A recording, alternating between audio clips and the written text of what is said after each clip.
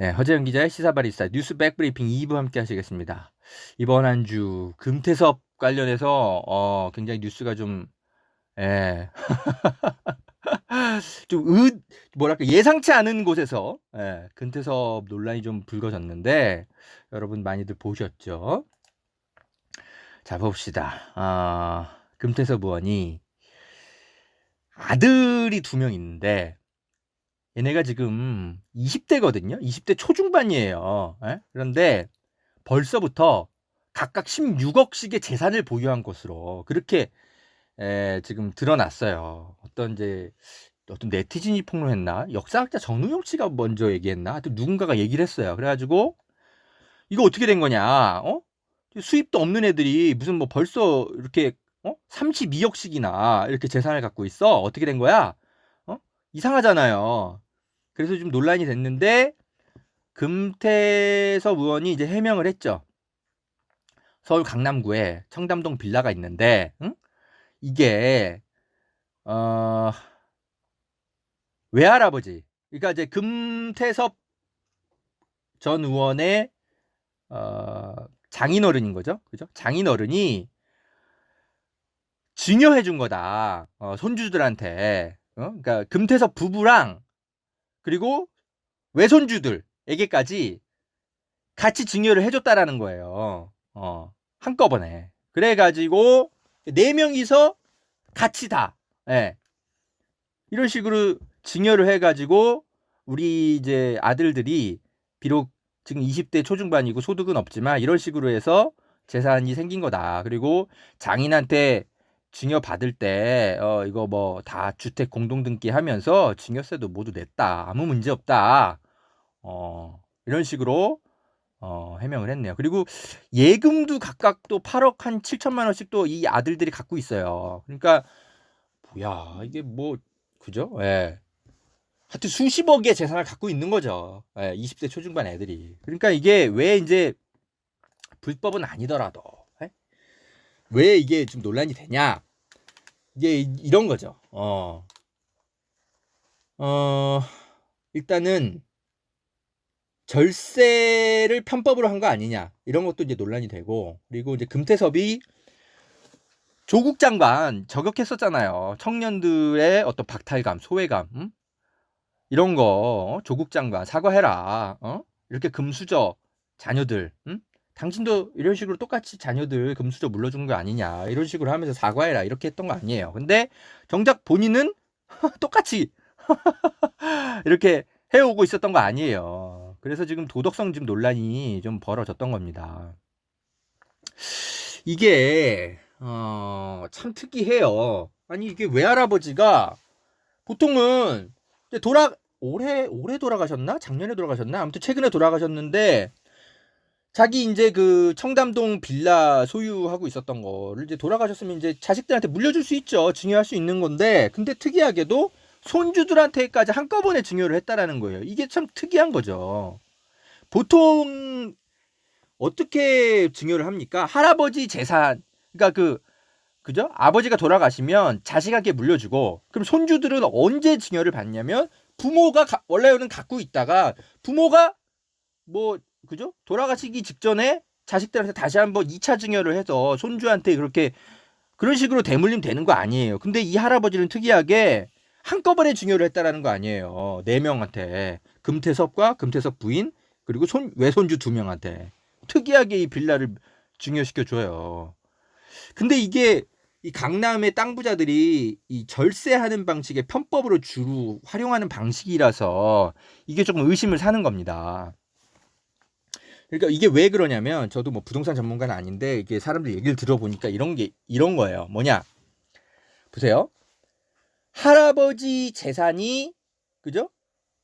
그러니까 이제 금태섭 자식들 입장에서 제가 설명을 해볼게요.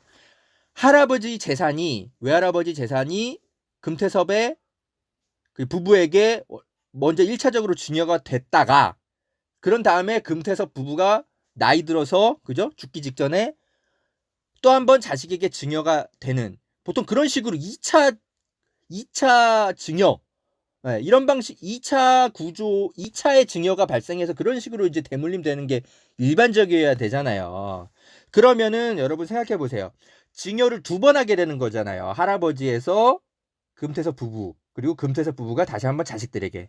그러면은 증여세를 2번 내게 되잖아요. 그죠? 증여를 2번 한 거니까. 그런데 할아버지가 한 번에 손주들에게까지 몰아서 증여를 해버렸어요. 그러면 증여세를 한 번만 내도 되는 거죠.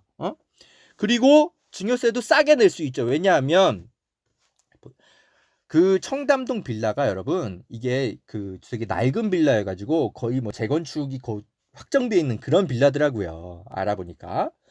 그러면은 여기 완전 금싸게 땅입니다. 영동대로 바로 옆에 있는 강남에 엄청나게 비싼 그런 곳이 땅이에요. 그러면은 이거는 무조건 재건축되면 무조건 땅값이 오릅니다. 그러면은 금태섭의 자녀들에게 나중에 증여를 하게 되면 이거는 뭐 땅값이고 뭐고 엄청나게 가격이 오른 다음에 그런 다음에 증여를 하게 되면 그러면은 증여세가 당연히 올라가죠. 세금이 엄청 높게 나옵니다. 그러니까 미리미리 증여를 해버리는 거예요. 이 강남의 땅 부자들이 다 그렇게 하고 있다고 하더라고요. 그러니까 당연히 뭐 불법은 아니지만 어쨌든 편법으로 절세할 수 있게 되는 거죠. 예. 그런 식으로 아마 한 게 아닌가 싶어요. 예. 당연히 이렇게 추측할 수 있는 거죠. 그러니까 20대 그죠? 증여세 낼 돈도 없잖아요. 아니 일단 증여가 됐을 때는 얘네 아마 미성년자였을걸요? 그럼 얘네가 증여세를 어떻게 내요? 당연히 금태섭 부부가 대신 내줬겠지. 그러니까 이 금태섭 씨의 이 자녀들은 미성년자일 때부터 벌써부터 예금만 막 8억 이상씩 갖고 그죠? 예. 부동산 지분 막 뭐 이런 거 막 수십억, 십몇 억씩 갖고 있고. 이러니까 얘네들은 그죠? 성인이 되기 전부터 은행권에서 볼 때는 이제 고급 이제 뭐랄까 손님이 되는 거죠. 그러면은 얘네들은 20대 초중반부터 사업할 수 있게 되는 거예요. 대출할 때부터 그죠? 엄청난 혜택을 받는 거죠. 무조건 신뢰도 상위권이니까. 무슨 사업을 해도 일단 유리한 조건에서부터 시작하게 되는 거죠. 그럼 이게 다 뭡니까? 불법은 아니지만 이게 다 아빠 찬스로 시작되는 20대 인생 아니에요. 금태섭의 자녀들은. 두 아들은. 그래서 지금 논란인 겁니다. 근데 지금 금태섭 씨가 이것에 대해서 해명을 깨끗하게 못해요. 그러니까 SBS랑 금요일날 이제 인터뷰를 했던데, 보자. 뭐라고 인터뷰를 해놨냐면, 금태섭이 이렇게 말을 해요.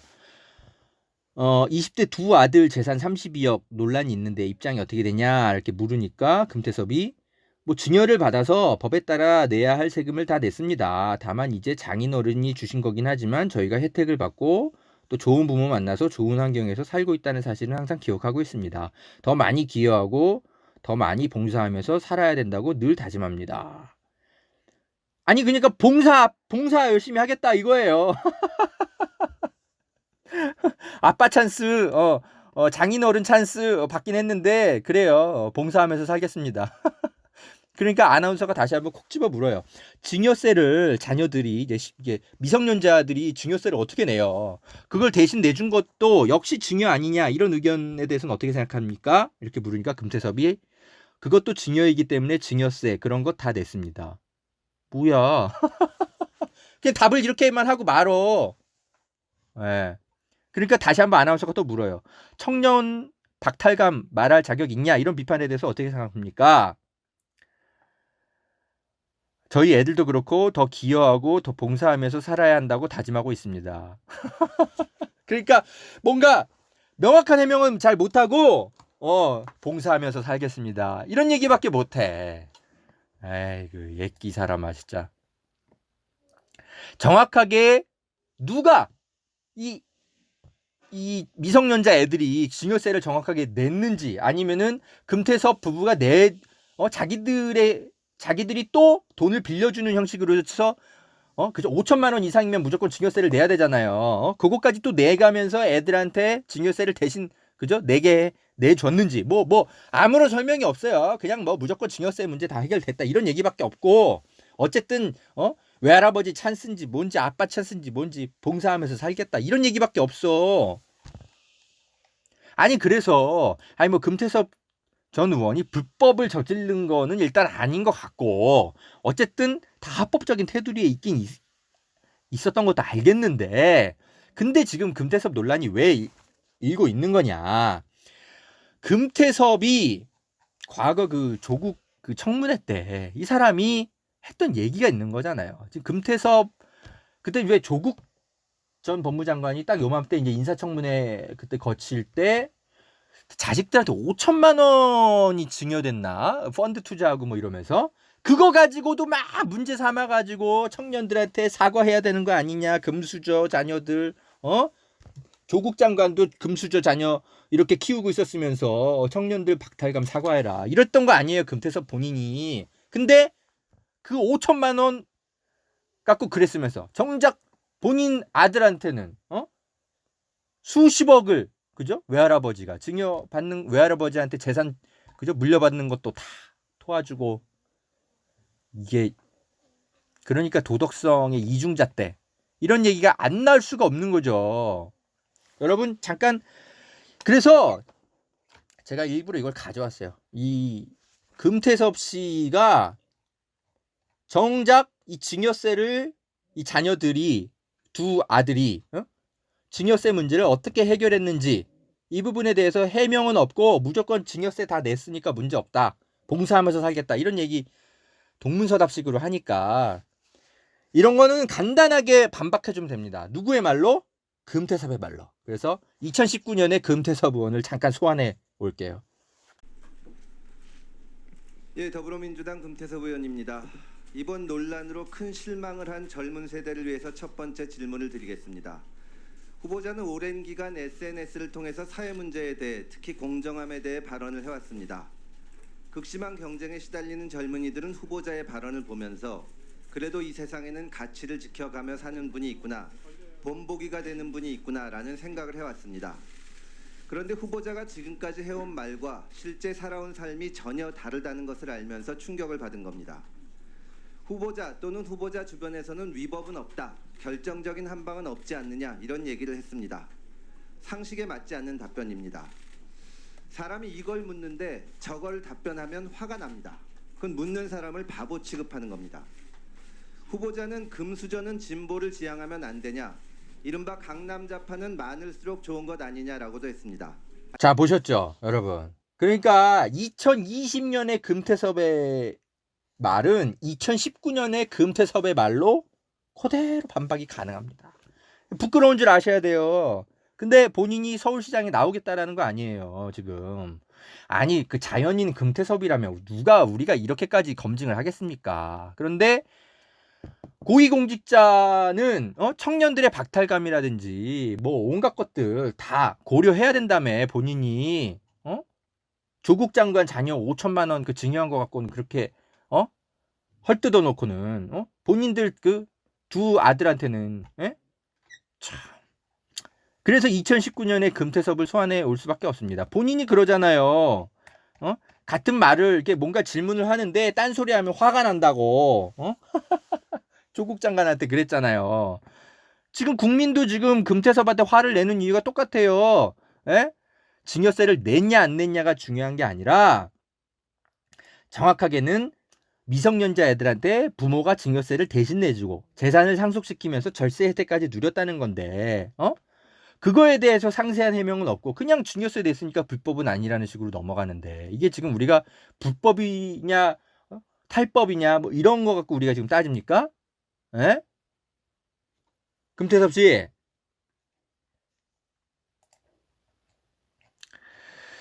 그리고 여러분 뭐 이게 지금 조중동이나 이런 데서는 이 빌라를 뭐 되게 뭐 낡은 빌라다 뭐 이런 식으로 뭐 수십 년 전에 뭐 지어진 낡은 빌라다 뭐 이런 식으로 막 이렇게 얘기하는 것 같은데 이런 거 낚이시면 안 돼요. 이게 제가 좀 알아보니까 이게 이런 빌라예요, 여러분. 이게 청담동의 빌라인데 이게 효성 빌라라고 이게 시가가 이제 그 영동대로 근처에 있기 때문에 지금 현재 시가만으로도 60억 원이 넘는 집이라고 해요. 그래서 웬만한 재벌 회장집들 아니면은 연예인들이라든지 이런 사람들 아니면 살 수 없는 굉장히 고급 빌라라고 해요. 그러니까 지어진 지는 수십 년 됐지만 이게 어마어마한 가치를 가진 막 그런 유형의 예, 아, 그런 빌라예요. 그래서 뭐랄까 이게 연립주택이나 뭐 이런 식의 뭐 빌라를 상상하시면 안 됩니다. 그리고 청담동 같은 경우는 아파트가 아니라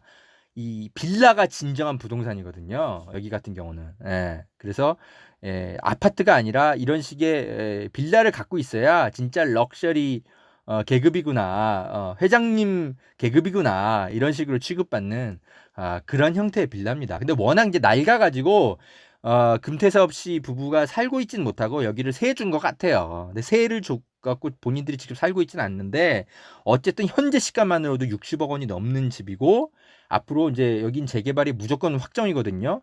예, 당연히 이거 엄청나게 가격이 뛸 겁니다. 그러니까 미리미리 빨리 증여해 버린 거예요. 증여세 아끼려고. 예. 이 부자들이 이 강남 땅 부자들이 다 그렇게 하고 있다라는 거예요. 자, 그래서 이 금태섭 씨 논란에 대해서 좀 알아봤고요. 제가 요 부분까지만 좀 더 짚어드리고 방송 마무리할게요. 금태섭 씨가 최근에 국민의힘 가서 무슨 강연을 하고 온 게 있더라고요. 요것도 조금 살펴봐야 돼요. 민주당이 2016년에 총선에서 승리했잖아요. 이걸 가지고 금태섭이 뭐라고 국민의힘에 가서 강연하고 왔냐면 이해찬, 정청래 이런 의원들을 당시에 컷오프 시켰기 때문에 총선에서 승리할 수 있었다. 이 사람들이 당시에 이제 민주당의 주류 중에 주류였는데 민주당이 과감하게 이런 사람들을 내치는 모습을 보면서 공천에서 이렇게 이제 뭐랄까 중진들 탈락시키고 하면서 과감하게 조치를 취하니까 민심이 움직이기 시작한 것이고 그렇게 해서 승리한 거다. 민주당이 근데 지금은 그런 모습들이 없다. 이렇게 이제 강연을 하고 왔더라고요. 근데 여러분 이게 어떤 생각이 드십니까? 아니 그러면 이게 지금 말이 안 되는 게 그렇다 쳐요. 2016년엔. 그럼 2020년에는 그렇게 내쳐졌던 이해찬 대표가 직접 민주당 당 대표가 돼가지고 뛰었던 선거예요. 그리고 정청래는 다시 지역구로 돌아왔고요. 그럼 2020년에는 더 폭망해야 되는데 민주당 더 대승을 거뒀는데 금태섭 씨 아니 이렇게 간단하게 반박되는 그런 정치 분석을 어딜 가서 약 팔고 있습니까? 근데 이런 걸 국민의힘 가서 또 막 자기가 무슨 정치 전문가인 것처럼 가서 강연을 하고 있어요. 저는 모르겠어요. 이 사람은 정치 평론가도 하면 안 돼요. 이 수준이 이러니까 안철수 같은 사람 밑에 가가지고 한때 정치적 희망을 살펴보고 돌파구를 찾고 그렇지. 참. 근데 이런 거를 또 조중동은 또 대서특필해주고 있습니다. 이해찬, 정청래를 컷오프한 덕분에 민주당이 2016년에 총선 승리했다. 금태섭이 이렇게 주장했는데 어쩌고저쩌고. 그럼 2020년에 지금은 왜 민주당이 이해찬, 정청래가 돌아온 당인데 왜 더 대승하는데 이것에 대해서는 또 설명이 없어. 아이고 진짜 헛웃음이 나옵니다. 헛웃음이 나와. 아무튼 뭐 금태섭 씨 저는 뭐 서울시장에 나왔으면 좋겠어요. 어쨌든 국민들이 한 번 더 금태섭 씨 같은 사람을 어떻게 평소에 생각하고 있는지 좀 표로 한번 좀 제대로 좀 보여줬으면 좋겠어요. 민주당에게는 오히려 호재입니다. 호재. 제대로 선명성 경쟁을 그죠? 해보는 거죠. 저는 박영선 씨 같은 사람 나오면 서울시장에서 그죠? 최근에 이제 여러 가지 시대적 분위기상 충분히 저는 승산이 있는 것 같은데요. 금태섭 제대로 받을 것 같은데요. 자, 여러 가지 좀 할 얘기 많은데, 아이고, 뭐 시간이 좀 길어져서 여기까지 하겠습니다. 자, 허지엔 TV 여러분들 아껴주셔서 감사합니다. 저는 늘 여러분의 소중한 후원과 격려로 열심히 또 취재도 하고 이런저런 논평도 하고 그렇게 뛰고 있습니다. 함께 걸어주시는 모든 분들께 늘 감사드립니다. 여러분 건강 조심하세요. 또 찾아뵙겠습니다.